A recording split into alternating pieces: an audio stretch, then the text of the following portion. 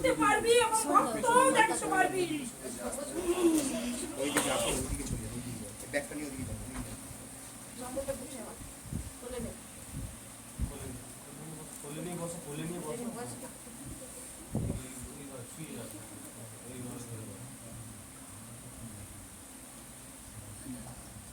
বাবা এসে গেছে, বাবা এসে গেছে।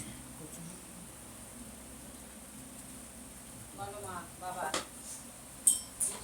যে সন্তানের ইচ্ছাগুলো সব ঠিকঠাক হবে তো? সব ঠিকঠাক হবে, সব আশীর্বাদও পাবে এবং ঠিক মতন ওকে জপ করতে হবে। জপ করবে ঠিক মতন, নিয়ম কানুন মেনে শুদ্ধ আচারে বসবে, গন্ডি দেবে প্রথম প্রথম, আর ভিতরে বসে জপ করবে, তবে ও মাকে লাভ করবে।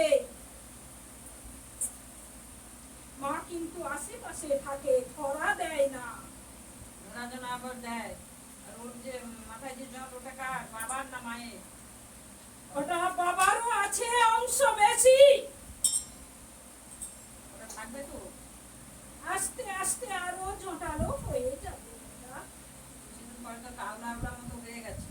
বলে কি হয়েছে, ছাড়বে না রে বেটা। আর যে গোপালটা আছে, যে গোপালটা যে বাড়তে ছিল না শ্বশুর বাড়ি, ওটা কি কারণ? দেখ, ওর নির্দিষ্ট সময় ধরে ও বাড়ে এবং সেই আকারেই থাকে। ওদের পরিবারে প্রচন্ড উন্নতির লক্ষণ ছিল। ওটা বলে দিতে কোনো অসুবিধা হয়ে গেছে? আর তো বেটা সেরকম নেই। আর সেরকম নেই তো সে জিনিসটা। সে জিনিস হলো কি হয়ে মিলে গেছে রে বেটা।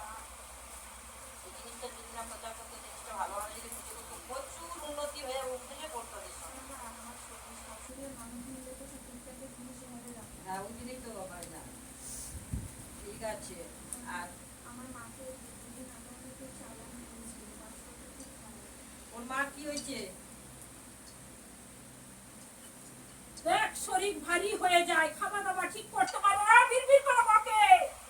কিসের জন্য হচ্ছে এগুলো?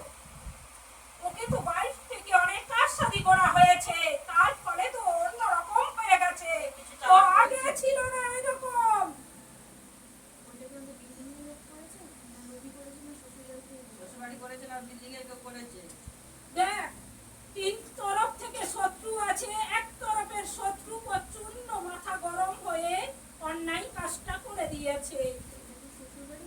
না রে বেটা,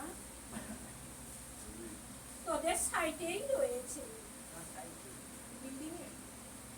সাইটেই লোক করেছে।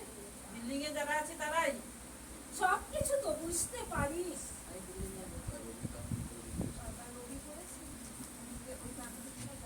যে তান্ত্রিকের কাছে কারসাজি হয়েছিল সেই করেছে। আর আমি কিছুই বলবো না, তোরা আমি যাতে বুঝে নে।